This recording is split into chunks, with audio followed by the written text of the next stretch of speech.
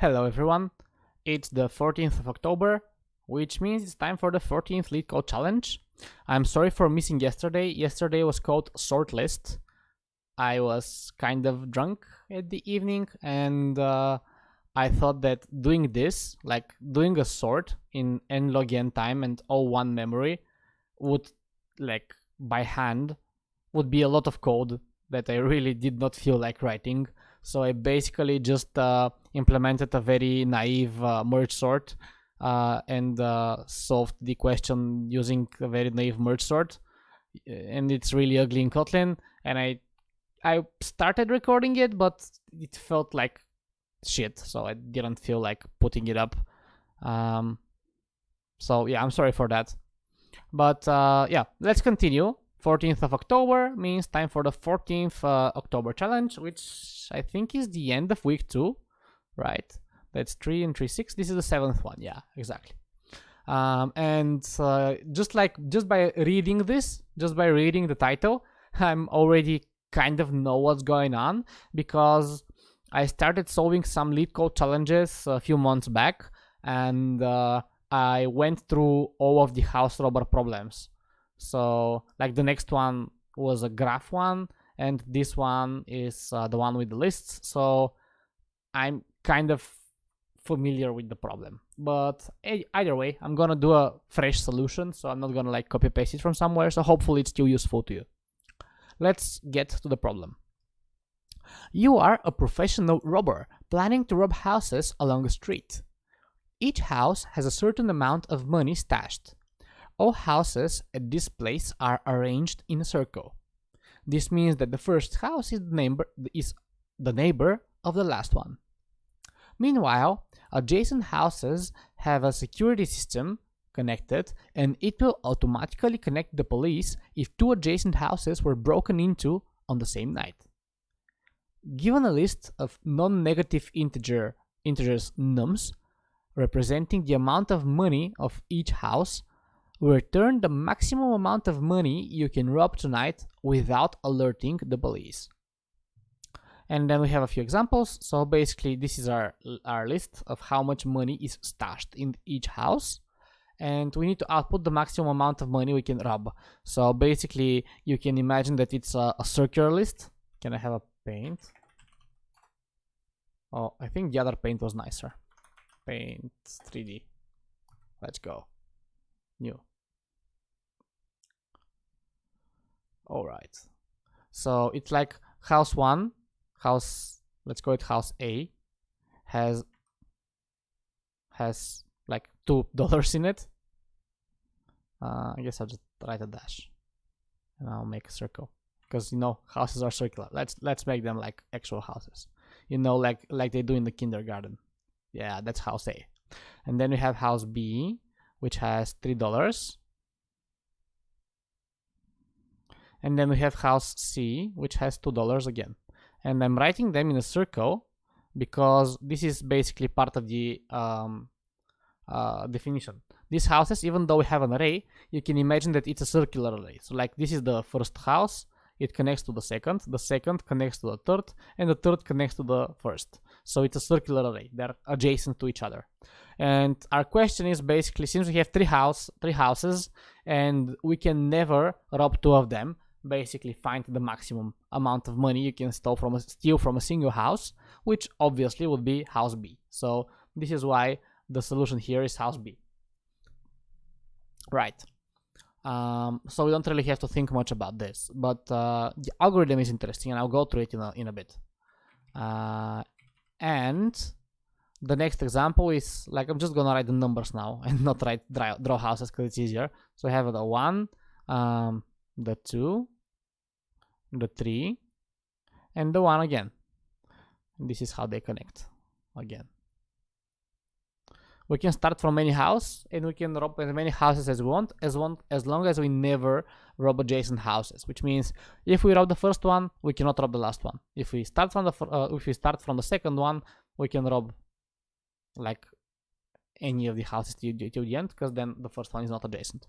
So obviously here the maximum number possible would be cross, like the one that are across each other, because there are only 4. So it's either 1 and 2, which equals 3, or 3 and 1, which equals 4. So obviously 4 is better. So how do we go and solve this? The naive solution that I was thinking about, I remember what I was thinking about back then, would be to check every single combination. Now for every single house, you can either rob it or not rob it. But if you don't rob it, then you can kind of for sure rob the next one, but not really. Why?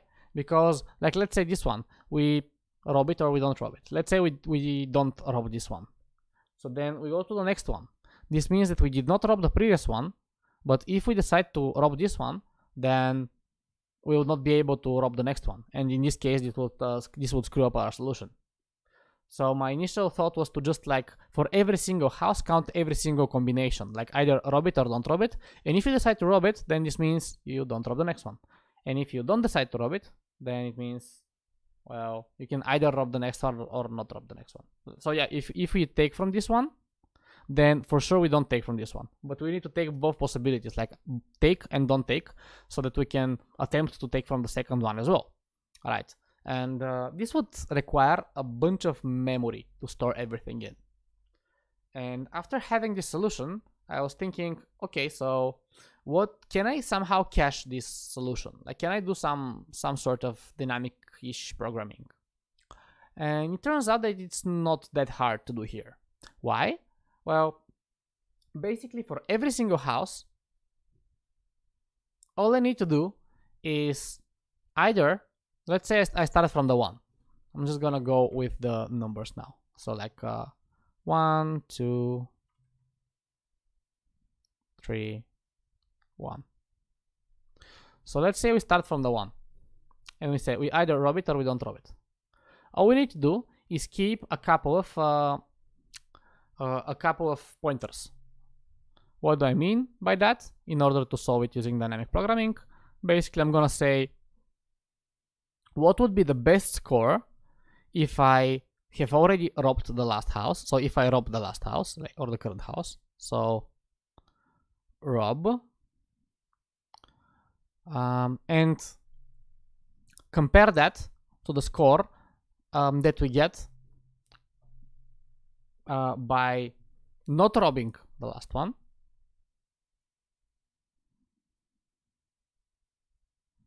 but also include the current one. What do I mean by that? So let's say that both, if we did not rob the last one,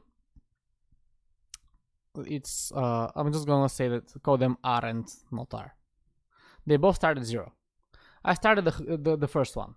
So I'm saying, if you didn't rob the last one, what is the best possible score you can do? And I mean, let's say I didn't rob the last one. Best possible score is, well, I'm starting from 0, so it's 0 plus current one, which is 1. Is this better than if you have robbed the last one? Robbing the last one, since again I'm starting from 0, is 0. So it's better. So I'm taking the max between 0 and 1. And I'm saying, obviously, 1 is better. So now, since I'm robbing this house, I'm gonna say that robbing the last one, maximum is 1. Not robbing is still 0, because like if I don't rob it, then obviously I'm not gonna take any money here. Now we come to the 2. What is better? To rob the last one, so to rob this one, so not robbing last one, which is 0, plus current, which is 2, so 2, or having robbed the last one, which is 1. Well, 2 is the best one possible. So now I'm gonna swap them. I'm gonna say, you know, not robbing is the best possible score from the previous round. So not robbing would become the 1, like not robbing the 2 becomes a 1. And robbing, which is not robbing plus the current one, becomes 2. So now I have 2 and 1. Now I go to the 3. This is my first iteration, second iteration, now my third iteration. Here, like, not very pretty, I'm sorry, I'm not really good at drawing. So robbing this was 2, not robbing was 1. So now again, if we did not rob last house, which has a score of 1, and add the current one, well, that's 4 total. Is 4 better than 2, which is the best one if we have robbed the 2? Well, obviously 4 is better. So again, I'll transfer them. I'll say the best if you rob it is 4, and if you don't rob it, it's basically, if you don't rob it, then it's the previous best, because we just take the previous best and we don't rob the current one, so we can rob the next one. So previous best was 2. So this is my third attempt, and obviously you can see we've already finished the task pretty much.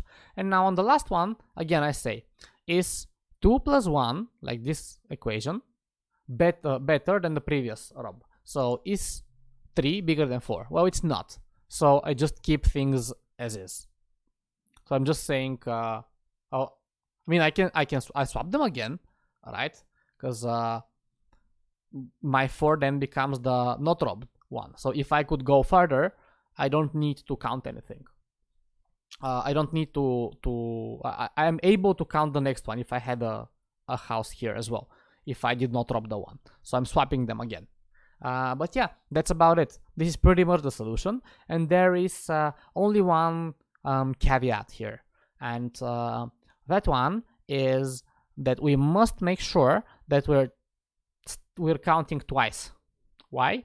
Because there is one pitfall, because you have to remember that the houses are arranged in a circle. This is how we started the problem. So because they're a circle, then if we start from the first one, then we cannot rob the last one. But if we start from the second one, like index 1 though, if we start from index 0, we cannot rob the last one. But if we start from index 1, we can rob all the houses. So basically, I'm going to check the slices.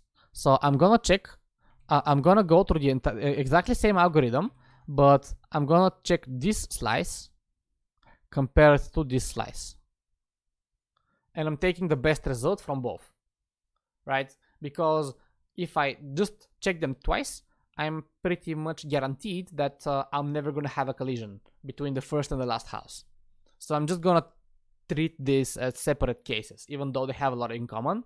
And this can be optimized a little bit, but optimizing it takes a lot of code, and it basically produces an algorithm that's still O of n, and it's still O of n, just like lesser O of n. I mean, you can say that this is 2n, and you can optimize it to almost n, but it's a very complicated process that kind of makes no sense to do. So having said that, let's solve the question. So let's start with 14.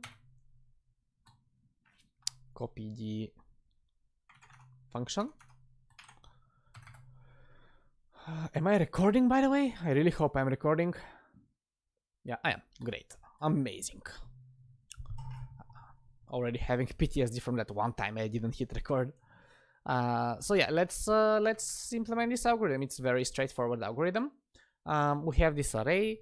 I guess it should not be null because this is Kotlin int array, so it cannot be null. But it can be empty. So like if nums is empty, or nums size single, is this what I think it is? Returns the single element. No, I don't want this. I just want nums size equals 1. So this means I can say just nums size less than 2. I can just say oh no, actually it needs to be different. If nums is empty, return 0. If nums size equals 1, return nums 0. Yeah, this is just to, I'm not sure if we really need both of these checks, but I mean they're pretty straightforward, so I can just do them anyway. I'm not losing anything but a line of code here. And let's go from there. So let's implement our algorithm. What do we need to do? Well, we need to go from 0 to, we need to do this twice. So we're probably gonna extract it as a method, but let's just write it here first and then add both conditions. So we're gonna say for I in 0 to last in nums last index -1. So actually this is not this is until, this is not yeah, good idea. So this is a case where I'm checking. This is the case that I'm currently gonna solve in our example. So I'm doing this case. I need the, like I said, I'm gonna have two variables like rob equals 0 and var not rob equals 0. So they're starting both at 0. And now I'm doing this comparison. So max so far is either is like math max between rob, which means I have robbed the last house, and not rob plus nums I. This means rob the current house, and you can only rob the current house if you have not robbed the previous house. So this is the max so far, and now I basically need to swap them, right?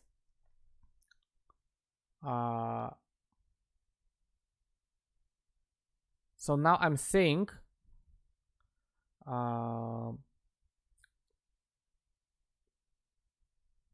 wait, let me check my algorithm again. So we start with rob 0, not rob 0. Then we say not rob, which is 0, plus current, which is 1.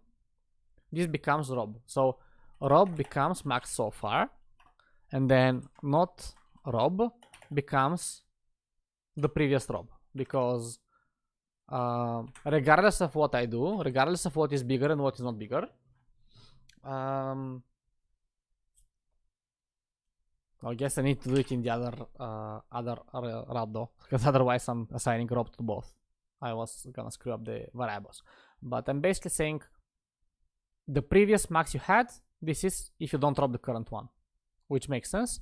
And then if you rob the current one, then regardless of what you do, is the maximum possible so far. And I think that's it. I'm basically just saying return max. But now I need to do this twice. Oh yes, return max means math max of rob and not rob. So this is the solution. And now I need to do this twice. So instead of returning this, I need to like copy paste this method again, this again. But instead of copy pasting it, I can just like extract a method, like refactor extract function. Let's call it rob slice, and I want to say rob from 0 to nums last index. So it needs to take start int and end int. And I'm kind of doing it exclusive right now. I mean, I'm starting from start and I'm ending exclusively at last index. So I mean, here obviously I need to say end. What do you want to simplify here? My god, I kind of, I mean, I understand why they call this function coerce at last, but honestly, like math max and pass to arguments is so much more intuitive to me than coerce last. So yeah, this is my first run. This is the red one I presented here, and now let's check the green one. So the green one, I basically just call the same method. So val rob first is this, and then val rob last would be rob slice nums again, start at 1 and end at nums dot size. So size is 1 more than the last index, right? If you have an array of 5 elements, size is 5 and last index is 4. And since it's exclusive in the method, it should be okay. But I'm skipping the first house. And now I'm just gonna say return math max between rob first and rob last. And that's it. I think that's a solution. I'm not even gonna check it in my ID because I mean, I told you I'm kind of cheating on this one. Not really cheating. It's just I've seen this problem before, and now I'm gonna embarrass myself if it doesn't work. But I think it works. I think the next one, like House Robber 3, was the most interesting one. So yeah, this let's just check the runtime complexity. So here, whatever. Here, this is big O of n, where n is the number of elements in this array. I mean, -1, but doesn't really matter. That's a constant. And we do this twice. Like twice we go through the entire array. So this is our runtime complexity. Our space complexity, we have two variables, and we're comparing them. So basically, we have O1 of space. We're not using any. I mean, the amount of space we use is basically a few integers, so it does not depend on the number of inputs. Therefore, we have O1 of space and On of runtime, which should be the best you can do on this solution. Okay, and let's check some other solutions. Simple AC solution, On with explanation, include exclude. Yeah, maybe that's a better name. Like include exclude is better. But I think they're basically doing the same thing here, and they're calling it the same. They're just inlining this last line that I prefer not to do. Okay, to pass solution should be the same. Can we like sort by most votes, for example? 9 lines. To pass Python. I guess everyone is solving it this way, right? Because it's a very easy and intuitive way to do it. So if he has this check, if it's less than 2, then he says either return n or return the 0th element. And then the max between from 0 to n minus 2 or from 1 to n. And he has the same. He has pre and cur. He has different names. He has the for loop. But does it inclusively. That's why he subtracts 2 and subtracts 1 here. I do it exclusively. That's why I don't do it with -2 and -1. And then he has this temp, pre, current, return current. Basically, everyone is doing the same solution. All right. Oh, that was a nice one. Thank you everyone for watching. If you have any comments or suggestions, please do say those in the comment section. I mean, I guess I only have 8 subscribers right now, and from those 8 subscribers, I think 7 were already there when I started the channel. So basically, I have 1 subscriber, really. But if you happen to see this video and want to ask me anything, take advantage of the fact that I don't have any subscribers, and that I'll probably see your comment and respond. So yeah, with that in mind, I hope this was useful to somebody, and see you again tomorrow.